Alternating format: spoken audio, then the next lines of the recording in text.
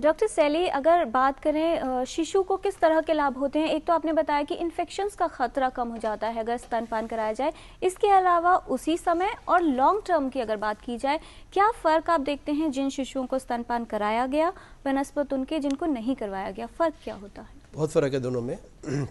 सबसे पहली बात तो ये है कि ये अप्रोप्रिएट मिल्क है, इसमें हर जो तत्व है वो ठीक मात्रा में है, जो बच्चे की जो उसकी रिक्वायरमेंट है उसके मुताबिक है। सबसे पहली चीज़ इसके मतलब कि इसका जो प्रोटीन है कंटेंट है वो बिल्कुल ठीक है, फैट कंटेंट बिल्कुल ठीक है और उसके जो कार्बोहाइड्रेट कंटेंट है बिल्कुल ठीक है, तो इसलिए ये बहुत ही बेहतर है। फिर दूसरी बात आई ओबेसिटी की, कि ये बच्चे मोटे होते हैं, जो बच्चे लेते नहीं हैं इसको, जो दूध दूसरा लेते हैं उससे बच्चे मोटे हो जाते हैं। इससे बच्चे की जो ग्रोथ है बिल्कुल ठीक चलती है और वो मोटापा नहीं आता। मोटापा क्यों नहीं आता, इसकी वजह कुछ समझाई गई हैं।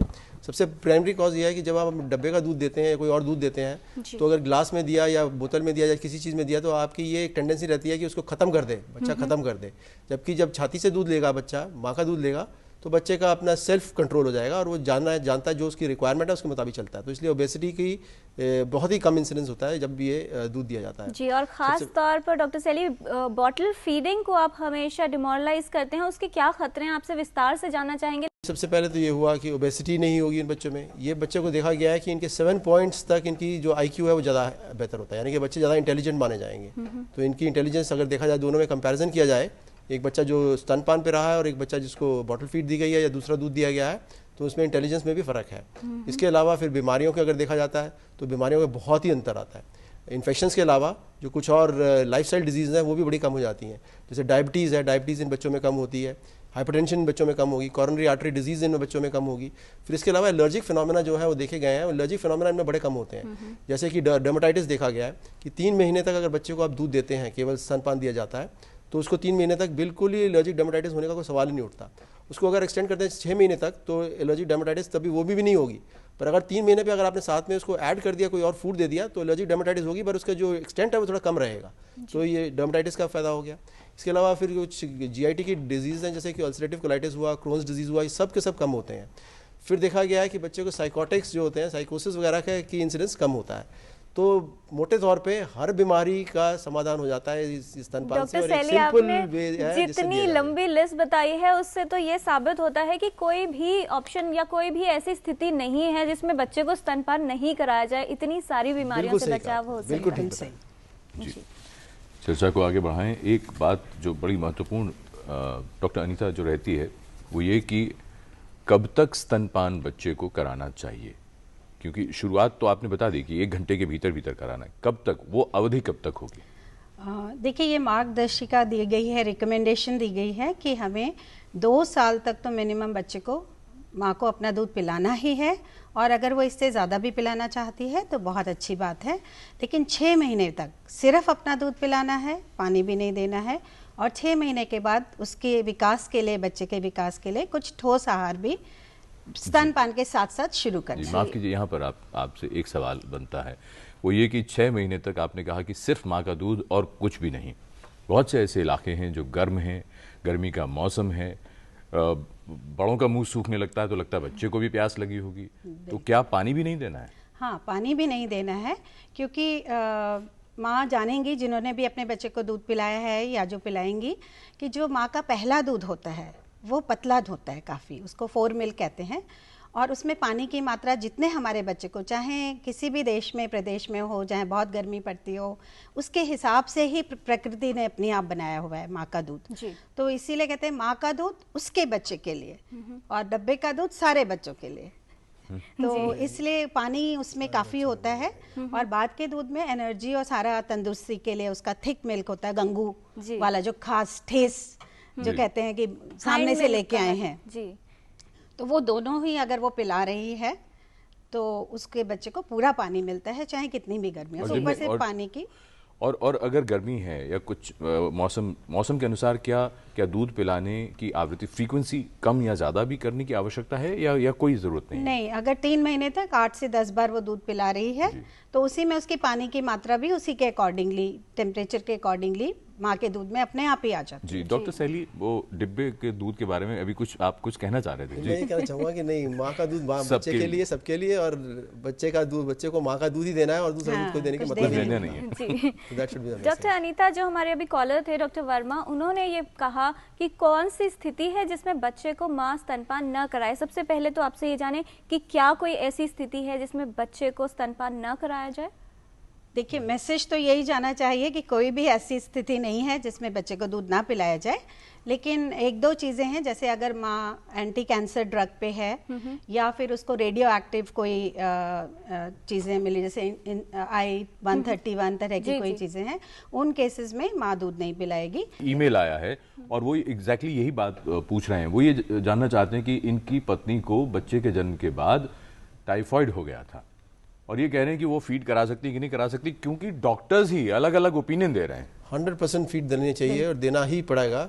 हम तो ये कहते हैं कि आजकल एंटी रेट्रोवायरल थेरेपी में भी ये माना गया है कि एंटी रेट्रोवायरल थेरेपी दीजिए और बच्चे को दूध पिलाइए साथ। ब्रेस्ट फीडिंग किसी भी स्थिति में कॉन्ट्राइंडिकेशन है ही नहीं कोई। जी। और जहाँ तक टाइफाइड की बात और किसी और संक्रमण की बात कर रहे हैं, तो अगर वो बच्चे को दूध पिलाएंगे तो उनके बच्चे को और फायदा होगा उससे, क्योंकि जो एंटीबॉडीज उसके अगेंस्ट लड़ने के लिए मदर बना रही है वो बच्चे के पास भी चला जाएगा दूध के थ्रू, और वो बच्चे को भी प्रोटेक्ट करेगा उस बीमारी से। इसलिए बहुत कैंसर के लिए जो ट्रीटमेंट चल रहा है, सिर्फ उस कंडीशन में माँ नहीं पिला सकती, बाकी हर कंडीशन में वो पिला। एक और सवाल, कितनी माएँ प्रेग्नेंट होंगी? जी, आई मीन दैट परसेंटेज इतनी कम है जो कैंसर हो और माँ प्रेग्नेंट हो और फिर बच्चा हो। हाँ, ऐसी संभावना भी बहुत वेरी स्मॉल परसेंटेज, उसको हम नजरअंदाज कर सकते हैं। जी जी, स्टेटमेंट को भी नजरअंदाज किया जा सकता है कि ऐसे करना है या नहीं करना। अच्छा, सुनील अग्रवाल ये जानना चाहते हैं कि अगर ट्विन्स हों तो क्या बच्चों को पूरा दूध मिल जाएगा? डॉक्टर अनीता। हाँ, ट्विन्स या ट्रिपलेट्स, उनके लिए भी माँ अपना पूरा दूध बना सकती है, बशर्ते वो बच्चे को फ्रीक्वेंटली दे रही है, वो बच्चे को ठीक से अटैच कर रही है, ठीक से पोजीशन कर रही है, बच्चे को बार बार सकल करा रही है, फ्रीक्वेंटली दे रही है और आत्मविश्वास कम नहीं कर रही है। जी। ट्विन्स के अलावा अगर बच्चा, कोई बड़ा बच्चा भी है घर में, उसको भी दिया जा सकता है। इसको हम कहते हैं टैंडम फीडिंग। टैंडम फीडिंग होती है कि दोनों बच्चों को पिला रही है, एक बच्चा बड़ा है एक बच्चा छोटा है, दोनों को पिलाया जा रहा है। अगर वो बड़े बच्चे के लिए इतना दूध प्रोड्यूस कर सकती है तो दो बच्चों के लिए प्रोड्यूस करना कोई बात ही नहीं। जी डॉक्टर सुगंधा, बॉटल फीडिंग आजकल बहुत उपयोग किया जाता है, हालांकि डॉक्टर सैली हमेशा उसके लिए मना करते हैं। बॉटल फीडिंग अगर करवाई जाती है उसके क्या खतरे या क्या नुकसान हो सकते हैं? बॉटल फीडिंग के बहुत सारे नुकसान है। सबसे पहले तो इन्फेक्शन के चांसेस बहुत हाई होते हैं। जैसे हमने देखा है कि bottle fed babies, diarrhoea, pneumonia, all infections, उनमें ज़्यादा चांसेस होते हैं, तो डेफिनेटली बच्चे रिस्क पे रहते हैं। दूसरा एक और चीज़ रहती है जिसे हम कहते हैं बॉटल निप्पल कन्फ्यूजन।